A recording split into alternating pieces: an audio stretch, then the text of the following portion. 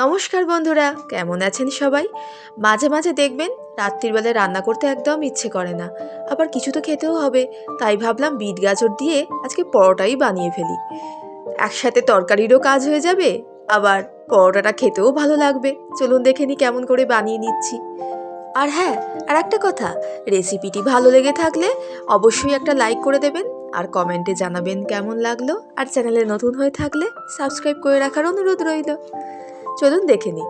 প্রথমে আমি এখানে আটা ময়দা মিশিয়ে নিয়ে তার মধ্যে দিয়ে দিচ্ছি নুন। তারপর নুনটাকে ভালো করে মিশিয়ে নিলাম।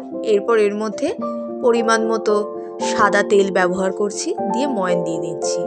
আপনারা চাইলে সর্ষের তেলের ব্যবহারও করতে পারেন। ময়নটা দিয়ে নিলাম। এরপর এর মধ্যে গরম জল দিয়ে একটুখানি ময়দাটাকে আমি মেখে নেব।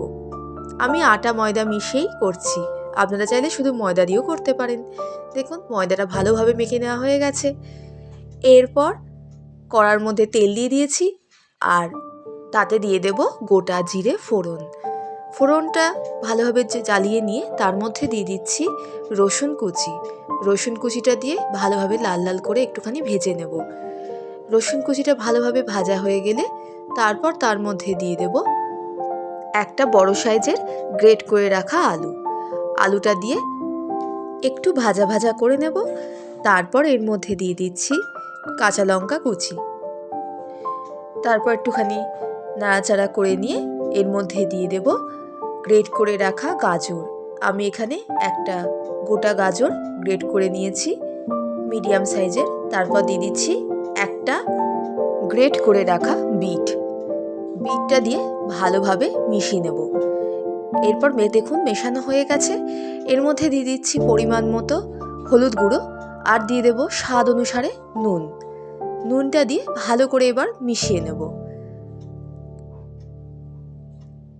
দেখুন ভালোভাবে মিশিয়ে নেওয়া হয়ে গেছে।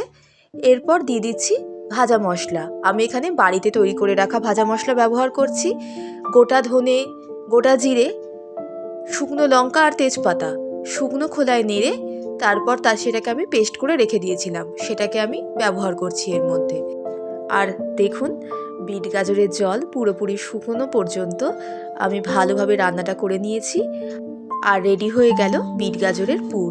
এবার পুরটা একটু ঠান্ডা হওয়ার জন্য একটা থালার মধ্যে ছড়িয়ে রেখে দিলাম। এদিকে আমি লেচি কেটে নেব। পুরটা একটুখানি যখন ঠান্ডা হয়ে যাবে তারপর পুরটা আমি এর মধ্যে ভরে নেব। পরোটা বানাচ্ছি যেহেতু, তার জন্য একটুখানি বড় করেই লেচিটা কাটলাম। এরপর লেচির মধ্যে এরকম গর্ত করে নিচ্ছি পুর ভরার জন্য। আপনারা কিন্তু এইভাবে পরোটা বানিয়ে দেখবেন, খুব ভালো লাগে খেতে। তবে একটা কথা বলছি, আজকে আমিও প্রথমবারই বানালাম, কিন্তু বিশ্বাস করুন খেতে দারুণ লাগছিল। তাই আপনারাও অতি অবশ্যই একবার ট্রাই করে দেখবেন। কত রকম সবজি দিয়েই তো পরোটা হয়, তা একবার এইটা দিয়েও ট্রাই করে দেখবেন, বেশ ভালোই লাগে।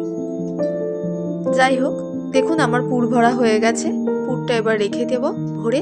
এইভাবে আমি একটুখানি মুখটা মুড়িয়ে ভালোভাবে পুরটা ভরে রেখে দিচ্ছি। তারপর বেলে নেব, একটু তেল মাখিয়ে ভালো করে বেলে নেব। তবে বেলার সময় একটুখানি খেয়াল রাখবেন, একটু আলতো হাতে বেলতে হবে। বেশি কিন্তু চাপ দিয়ে বেললে পুর বেরিয়ে যাওয়ার সম্ভাবনা থাকবে, তাই একটু আলতো হাতে আস্তে আস্তে করে বেলতে হবে। দেখুন আমার বেলা হয়ে গেছে, একটুও পুর বেরোয়নি। আর দেখেই বুঝতে পাচ্ছেন পুরটা চারিদিকে কি সুন্দর মিশে রয়েছে। তারপর চাটুতে আমি দিয়ে দিচ্ছি অল্প একটুখানি তেল দিয়ে এবার এপিট ওপিট উল্টে পরোটাটাকে সেঁকে দেব। একটা পিঠ হয়ে গেছে, আর একটা পিঠ উল্টে দিলাম। এইভাবে আমি এপিট ওপিট উল্টে পরোটাটা রেডি করে নিয়েছি। এই দেখুন পরোটা রেডি হয়ে গেছে। এইভাবে পরোটা বানিয়ে আপনারাও বাড়িতে দেখতে পারেন। যে কোনো তরকারি বা ধনেপাতার চাটনি বা সসের সাথে এই রকম পরোটা যদি পরিবেশন করেন তাহলে তারিফ সবার পাবেন। আর ভেতরে দেখেছেন পুরটা কি সুন্দর ছড়িয়ে রয়েছে, আর খেতে কিন্তু দারুণ লাগছিল। অতি অবশ্যই আপনারা একবার ট্রাই করে দেখবেন আর কমেন্টে জানাবেন কেমন লাগলো।